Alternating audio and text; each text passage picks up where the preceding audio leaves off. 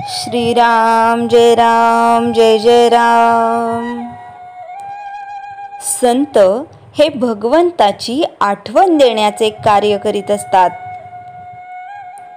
ज्याला सत्याचे ज्ञान झाले तो सर्वज्ञच बनला आणि जे या सत्याला धरून राहतात ते संत होत.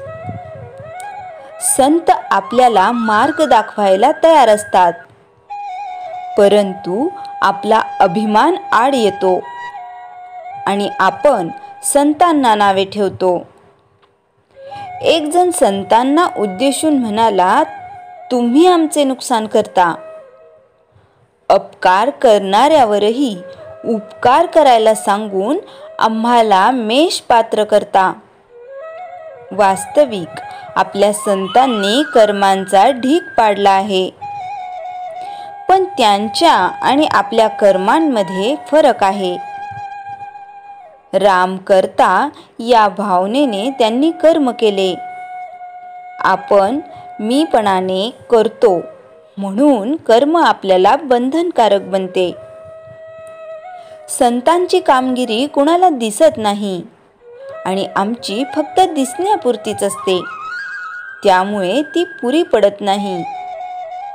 एखादा पुष्कळ ज्ञानी झाला, पण ते ज्ञान जर वृत्तीत उतरले नाही तर त्याचा काय उपयोग? जगाचे खरे स्वरूप समजून घेण्यासाठी जो सुखदुःखाच्या जाळ्यात सापडला नाही त्याच्याकडे जावे. तो साक्षीत्वाने राहून जगापासून अलिप्तच राहतो. कर्म करूनही तो अलिप्त राहतो. आपण मात्र सुखदुःखात गुरफटून जातो. संतांचे अंतःकरण शुद्ध असल्यामुळे त्यांची शिव्यांची भाषा सुद्धा न बोचणारी किंबहुना आशीर्वाद रूपच ठरते. सद्पुरुष काही विद्वान नसतात. अति विद्वान मनुष्य कोणी सत्पुरुष झालेला ऐकिवात नाही. कुणी 8व्या वर्षीच घरातून निघून जातो, तर कुणी लग्नातून पळून जातो, तर कुणाला लिहायला वाचायलाही येत नाही. असे लोक सत्पुरुष आढळतात.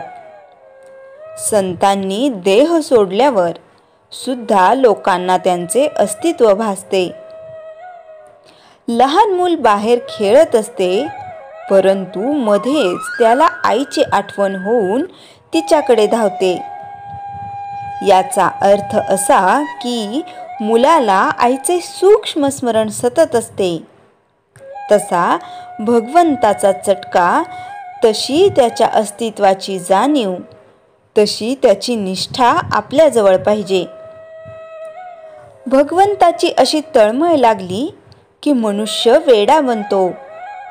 त्या स्थितीत त्याला कुणी संत भेटला की तो निवांत होतो. संत हे खरोखर आईसारखे आहेत. ते आपल्याला भगवंताची आठवण देण्याचे कार्य करीत असतात. सर्व जगावर संतांचे उपकार आहेत. त्यांनी परमात्म्याला सगुणात आणले आणि तो आपल्याला सुसैव्य केला. परमात्म्याला आपलासा करून घ्यायला नामस्मरण हे सोपे साधन दिले. एकनाथी भागवत, ज्ञानेश्वरी असे सोपे सद्ग्रंथ निर्माण केले आणि यथाशक्ती अन्नदान करणे हेच कलियुगात उत्तम साधन आहे असे सांगितले. या 4 गोष्टी आचरणात आणायचा प्रयत्न ज्याने केला त्याला काही कमी पडणार नाही. नेहमी समाधानच राहील.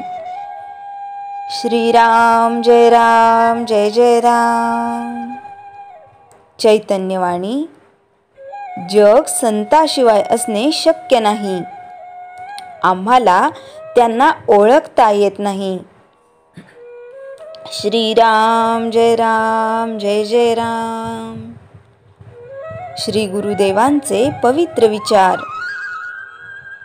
विहित कर्तव्य योग्य प्रकारे पार पाडण्याची आपली जबाबदारी कोणी पाहत नसताना अधिकच वाढते.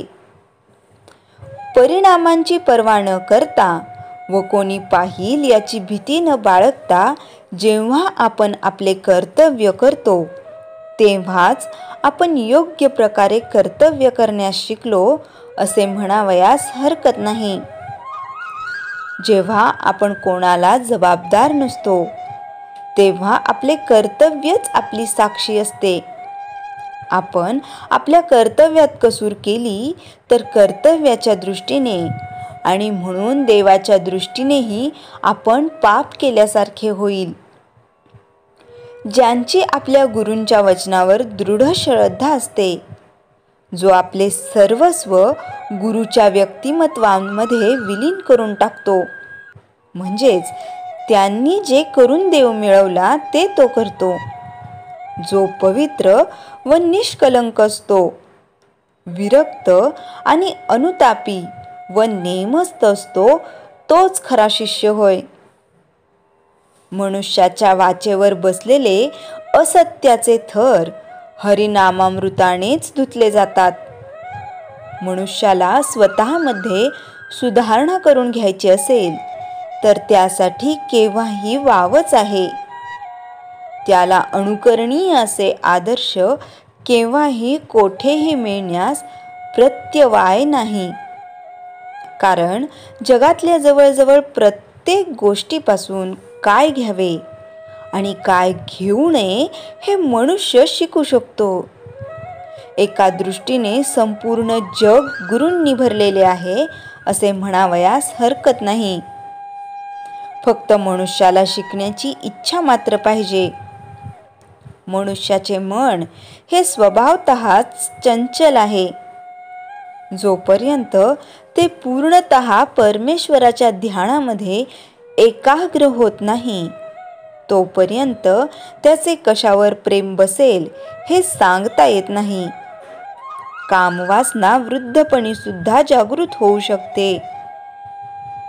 श्रीराम जय राम जय जय राम. जयाच्या जनी जन्मनामार्थ झाला, जयाने सदा वासनामात केला. जयाच्या मुखी सर्वदा नाम कीर्ती, नमस्कार तया ब्रह्मचैतन्य मूर्ती. श्रीराम जय राम जय जय राम.